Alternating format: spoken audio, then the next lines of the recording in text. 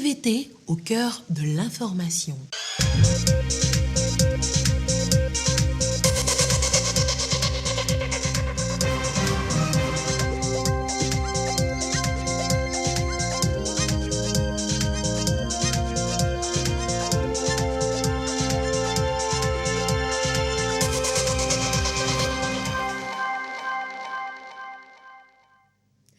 Mesdames, Messieurs, bonsoir. Des Togolais qui ont choisi de travailler à l'international, ils sont de plus en plus nombreux à l'heure où l'Association des fonctionnaires internationaux a une nouvelle équipe dirigeante. Votre chaîne, la télévision togolaise, revient ce soir sur comment devenir un fonctionnaire international. Incendie ce dimanche au beau milieu d'une messe dans une église au Caire, bilan 41 morts et au moins 14 blessés. La cause, un climatiseur en panne qui a dégagé une grande quantité de fumée. Une enquête a été ouverte par le parquet.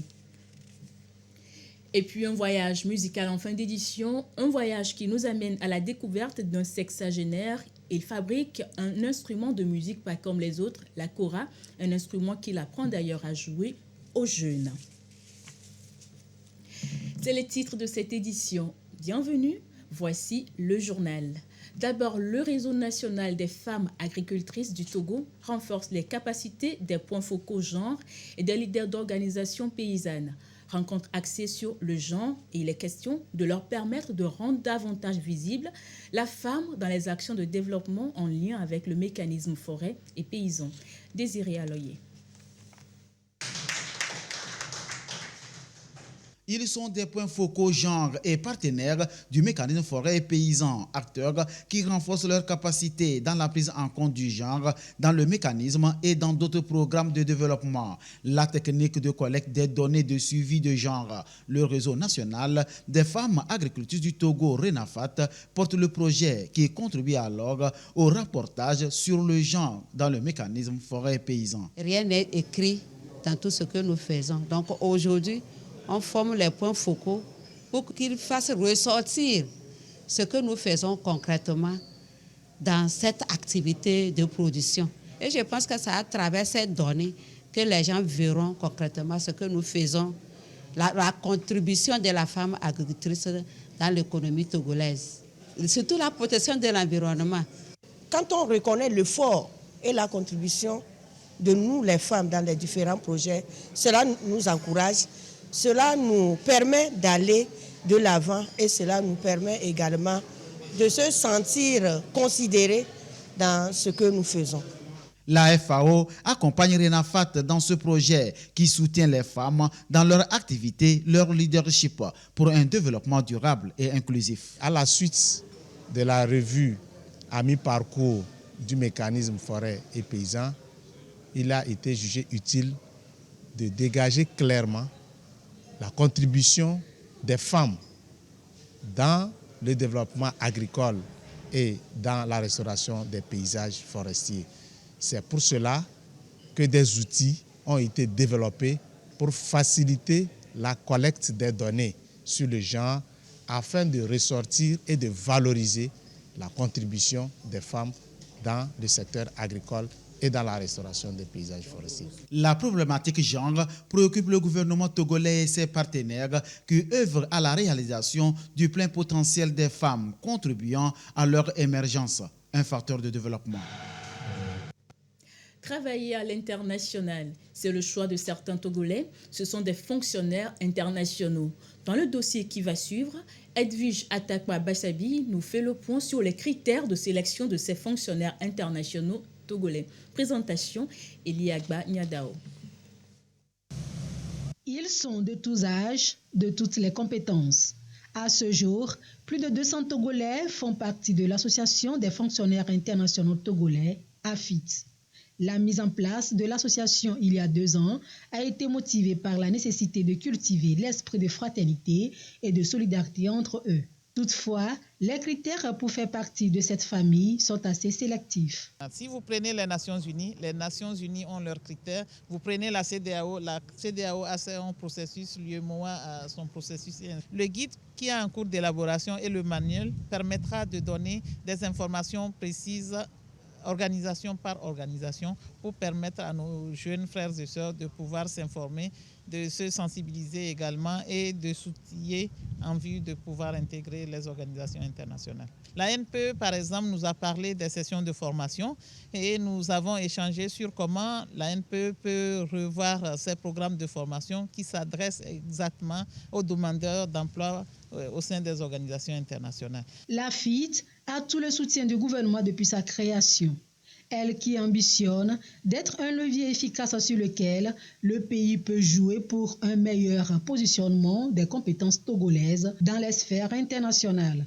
L'une des missions du ministère des Affaires étrangères, de l'intégration régionale et des Togolais de l'extérieur est de promouvoir les Togolais au sein des organisations internationales. Et le ministère le fait à travers la cellule de placement des Togolais de l'extérieur qui inclut plusieurs autres structures. Et pendant longtemps, il a manqué un élément essentiel à la réussite des initiatives du ministère pour placer les Togolais de l'extérieur. Il s'agit notamment d'avoir une structure qui représente les compatriotes qui sont déjà au sein de ces organisations internationales-là. Nous avions eu besoin de cette association parce que avoir les données ou les informations sur les compatriotes qui sont dans les organisations internationales permet d'avoir des informations de première main sur les postes vacants afin de pouvoir nous préparer à positionner les candidats à temps et d'appuyer sur le plan institutionnel ces candidatures pour leur donner le maximum de succès. Et nous pensons que les mois et les années à venir nous permettront d'approfondir notre collaboration pour réussir efficacement le placement des Togolais au sein des organisations internationales et faire avancer aussi la carrière de ceux qui y sont déjà. L'association veut s'offrir à une grande visibilité pour susciter l'émulation au sein de la jeunesse. La FIT est présente sur les plateformes numériques. Elle compte lancer son site web au cours des prochains mois. Fini les longues distances pour bénéficier des soins sanitaires pour les populations d'Aguanivé. La localité dispose désormais d'un complexe sanitaire moderne. L'ouvrage, un don de l'ONG Association islamique pour le développement et l'éducation de la jeunesse, EDJ, a été inauguré. Isaka Aruna. À la hauteur du Camphire, en face du centre culturel Loyola CCL d'Aguanivé, se dresse un complexe hospitalier, la polyclinique Maka Al-Moukarama, une imposante infrastructure qui dispose de presque toutes les commodités pour les soins de qualité et surtout à un coût social. Nous allons vous offrir tous les services de la maternité, la médecine générale, la spécialité chirurgicale et pratiquement toutes les spécialités médicales. À la polyclinique, les soins ne seront pas complètement gratuits, mais toutes les populations pourront venir se soigner. Réalisé par l'ONG AIDEJ et ses partenaires saoudiens, dans le cadre de leurs actions humanitaires, la polyclinique Maka se veut aussi une référence dans la sous-région.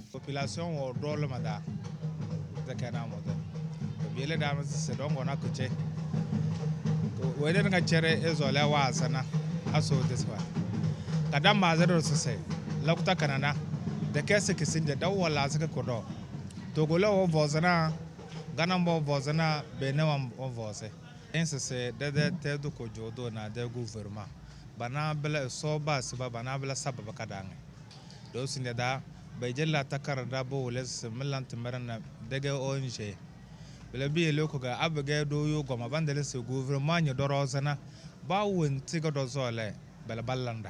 L'ouvrage vient en appui à la politique du gouvernement en matière d'accès universel aux soins de santé. Son inauguration en grande pompe témoigne du soulagement qu'il apporte dans les cœurs des populations sans distinction de religion. Aujourd'hui, nous constatons que les ONG musulmans ont commencé par comprendre leur vrai rôle. Ce n'est pas seulement les mosquées, mais c'est de mettre en place des projets de développement. Cette clinique fera de telle sorte que nous ayons presque tous les matériaux qui concourent aux analyses, aux dialyses et les autres. Les difficultés que les mamans avaient pour accoucher, tout ça, là, Dieu merci. Nous, dans notre génération future, on nous la passera par la grâce de Dieu. Je remercie sincèrement le donateur.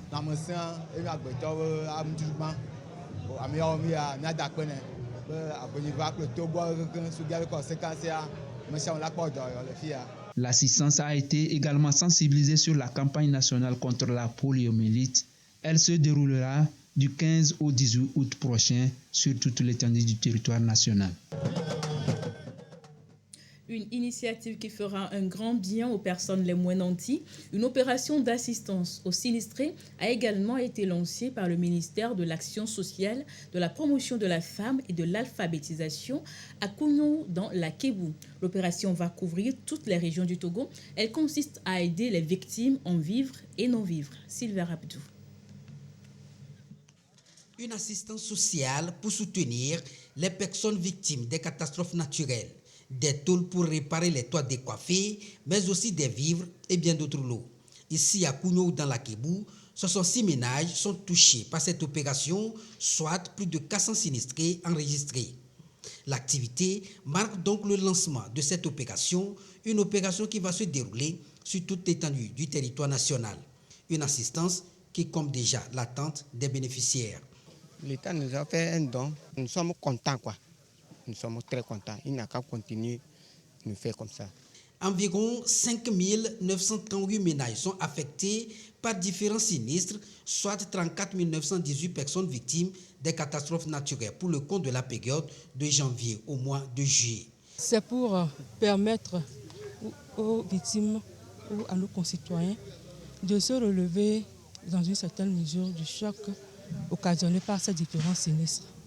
Et nous leur avons apporté une assistance, de l'assistance composée de vivre et non-vivre. Mais bien avant cela, je voudrais exprimer toute la compassion du chef de l'État à nos concitoyens qui ont malheureusement perdu des biens et aussi les proches dans ces différents sinistres. Cet engagement du gouvernement, à travers le ministère de l'Action sociale, de la promotion de la femme et de l'alphabétisation, consiste à soulager la peine des populations vulnérables en leur apportant un réconfort à travers ces diverses actions. Journée internationale de la jeunesse, c'est chaque 12 août. Au programme cette année, cette compétition de sketch, de poésie et de musique. Concours organisé par le ministère de Développement à la base, de la jeunesse et de l'emploi des jeunes dans toutes les régions du Togo. La super finale s'est déroulée ce vendredi à Lomé. Clarisse Atikle. Sur scène, des jeunes Togolais. Ils ont fait montre de leur talent artistique, notamment en sketch. Tu sais, ça te mentir. Wallah, on l'a dans l'âge, je ne vais pas fermer ta femme. Mais tu veux la bagarre? Viens, je te veux. Où ça, tu veux la bagarre? Ok, madame, attrapez-moi sinon. Pour d'autres jeunes, c'est en poésie qu'ils sont doués. Ensemble, nous sommes plus que les mots. Nous sommes les gardiens de l'Afrique de la paix. La paix qui fait tomber les armes. Pour d'autres encore, la chanson est leur domaine de prédilection.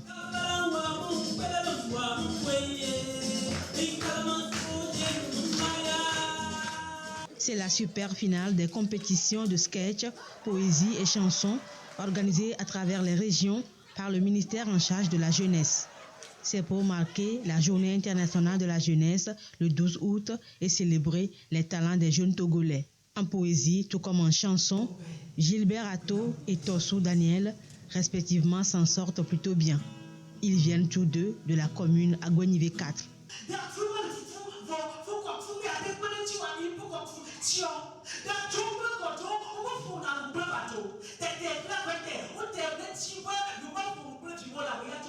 C'est un plaisir de remporter cette première place.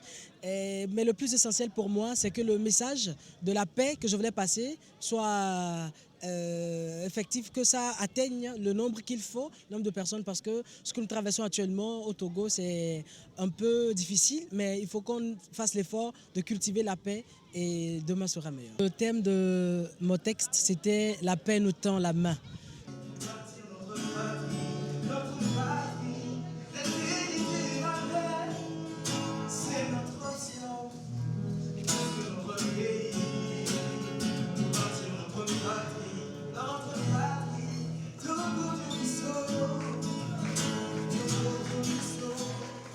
Dans ma chanson, j'ai invité la jeunesse à se lever. Et le titre, c'était Togo Vio Miso. J'invite la jeunesse à se lever pour construire notre pays.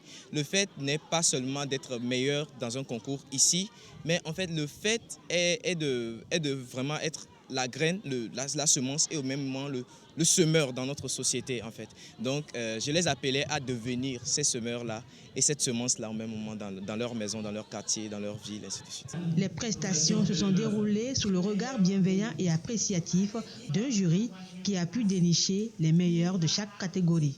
Aujourd'hui, nous sommes plus que convaincus que les jeunes sont dotés de talents latents et la compétition a permis de faire éclore certains talents dans les communautés. Et vous n'êtes pas sans savoir que ces 30 communes du projet qui ont été mises en compétition pour qu'on retienne les meilleurs de chaque région et qu'on retienne les meilleurs des meilleurs de chaque région ici aujourd'hui à Lomé pour la super région. Donc ils sont des ambassadeurs dans leurs communes respectives de pouvoir semer les graines de paix, de non-violence, de vivre ensemble et au travers de leur art, ils vont continuer par animer des sessions. Le ministère en charge de la jeunesse peut faire de cette frange des artisans de paix. Nous pensons que les jeunes au sein de leur communauté sont des acteurs de paix. Nous avons programmé une finale autour du thème de la cohésion sociale et du vivre ensemble.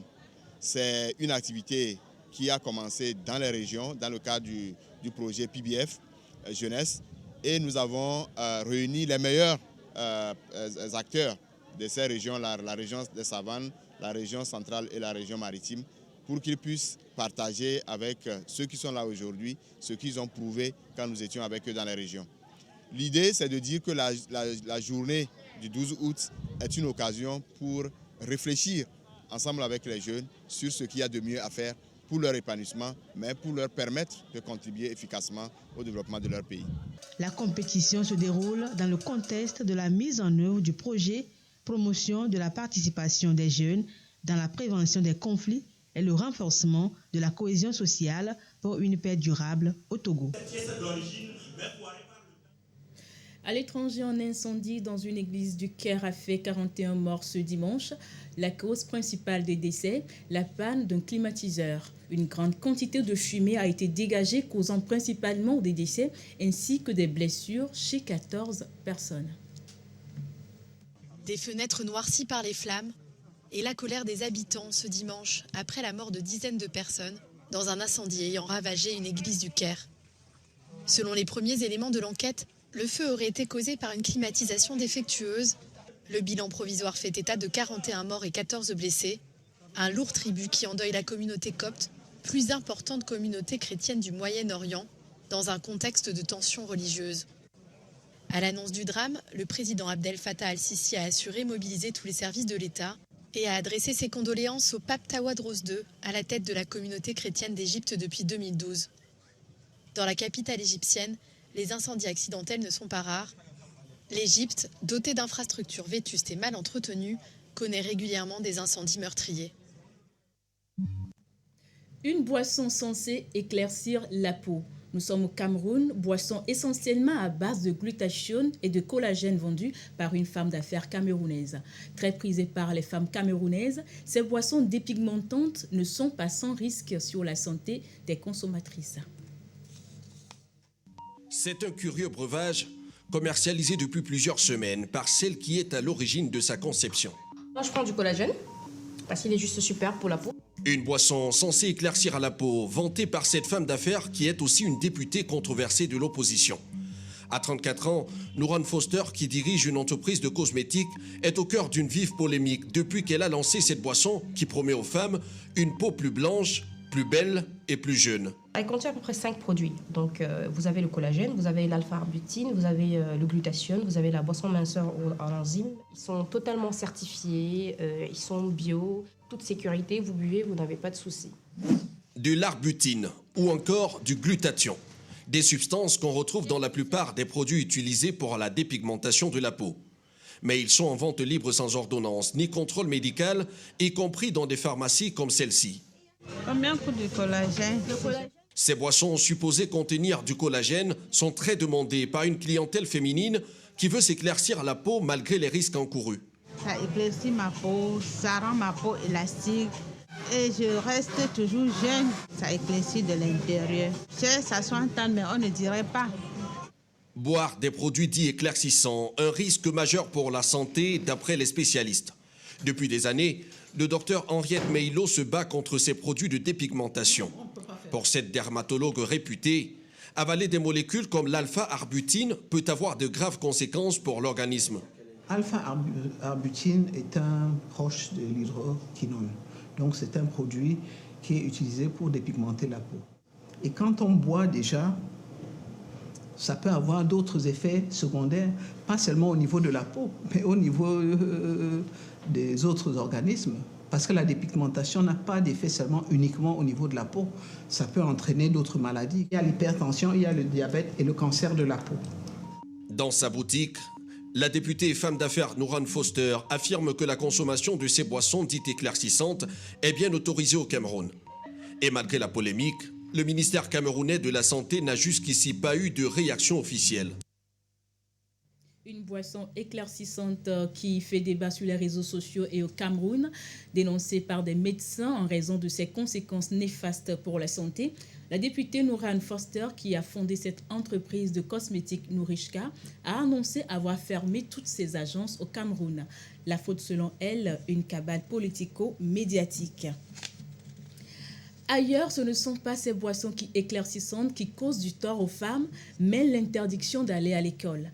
Des milliers de filles et de jeunes femmes sont en effet privées d'enseignement en Afghanistan. Quand apprendre devient un crime, l'on s'organise. Des salles de classe clandestines ont donc vu le jour. Quand apprendre devient un crime, la jeunesse s'organise. La prise de pouvoir des talibans en Afghanistan il y a 1 an a privé de centaines de milliers de jeunes filles de toute chance d'éducation. Mais leur soif d'apprendre ne s'est pas tarie et des écoles secrètes ont vu le jour. Cette jeune femme y étudie chaque après-midi. Son frère taliban lui permet de se rendre dans une madrasa le matin pour y suivre des cours de religion, mais ne se doute pas qu'elle se rend ensuite dans une salle de classe clandestine. Je vais tous les jours à l'école islamique, la madrasa, donc je peux répondre aux questions de mon frère. Je m'y rends le matin et je viens ici l'après-midi. Je fais tout pour qu'il n'y ait aucun soupçon. Si je n'allais pas à la madrasa, il pourrait me poser des questions et si je ne pouvais pas y répondre, il se rendrait compte que je lui cache quelque chose. Chaque jour, pour éviter de se faire remarquer, elle et ses camarades empruntent des itinéraires différents et cachent leurs livres et cahiers sous leur burqa. Des risques importants que prennent également les enseignantes de cette école secrète. Pour cette professeure, il en va de l'avenir des femmes du pays. Je ne voulais tout simplement pas que ces filles soient comme moi. Elles devraient avoir un meilleur avenir. J'ai été fiancée à 12 ans et aujourd'hui, beaucoup de filles mineures sont obligées, elles aussi, de se marier. J'ai beaucoup lutté pour obtenir une éducation. Je ne veux pas qu'elles aient, elles aussi, à le faire. Rien dans l'islam ne justifie l'interdiction de l'enseignement secondaire pour les filles. Les talibans insistent sur le fait que les cours seront autorisés à reprendre, mais ils souhaiteraient les limiter à l'étude du Coran. Ceci dit, retour chez nous a évoqué la première édition du Festival des fanfares. Elle a été organisée par l'Union des fanfares de Lomé, région ecclésiastique Lomé périphérique. Objectif, promouvoir les talents en la matière. Edwige Atakwabasabi de Douaré.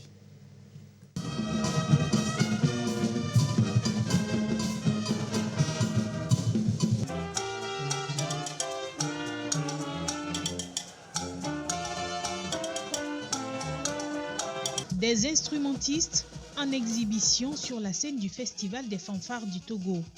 Avec leurs doigts habiles, ils rythment mélodie et savoir-faire. Savoir-faire acquis auprès de leurs aînés. C'est pour nous quand même un plaisir de venir jouer parce que nous étions déjà à Lomé en masse pour un festival, le festival Togoville, un jazz festival. Et c'est à cette occasion qu'on a rencontré des amis ici. Donc, quand nous invités pour prendre part à cet événement, on n'a pas hésité 1 minute. C'est pour la première fois que j'assiste à ce genre de concert. J'ai aimé la prestation. L'année prochaine, je serai présente parce que j'ai tout aimé. La fanfare de la police nationale était également de la partie.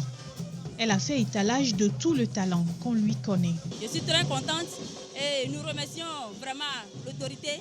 Et nous avons vraiment été à la hauteur de la prestation. Nous étions en séminaire de formation et de renforcement de capacité et nous avons jugé bon d'inviter d'autres fanfares qui ne sont pas de l'église évangélique et d'autres fanfares qui ne sont pas du Togo comme Brass Band du Bénin et faire l'échange de connaissances en matière des instruments à cuivre.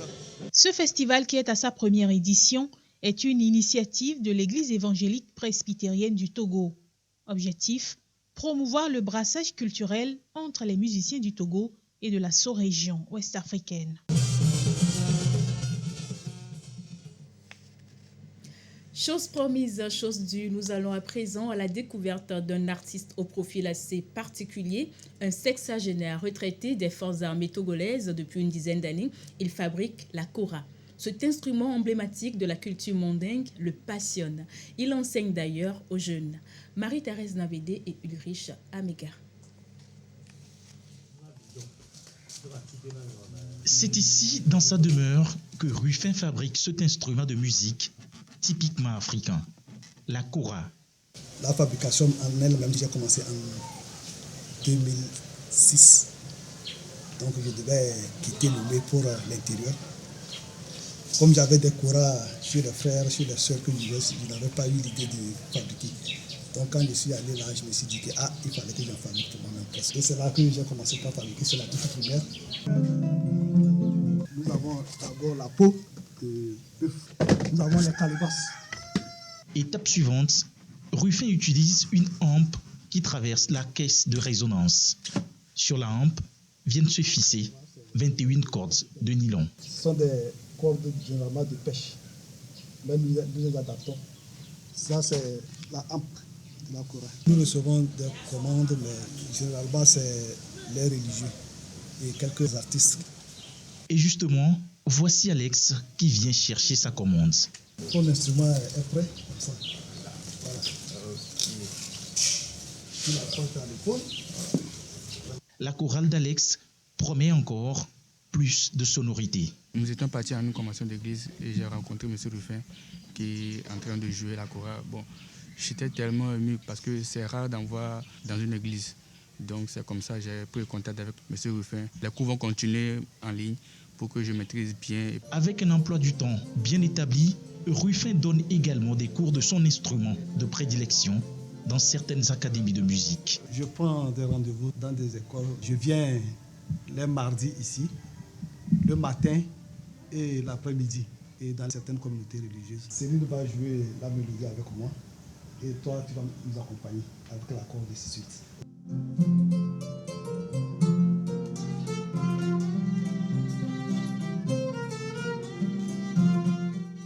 Il y a des exercices propres à chaque niveau pour qu'à la fin, l'élève soit capable de jouer tous les morceaux. C'est une retraite bien mélodieuse pour Rufin. Et ce n'est guère surprenant quand on fait de ce qu'on aime son travail et quand l'on aime ce qu'on fait. Ainsi s'achève cette randonnée de l'information. Merci à vous de l'avoir suivi depuis Atlanta et partout ailleurs. Et merci également à l'équipe qui l'a réalisé. Bonne soirée à vous et à bientôt.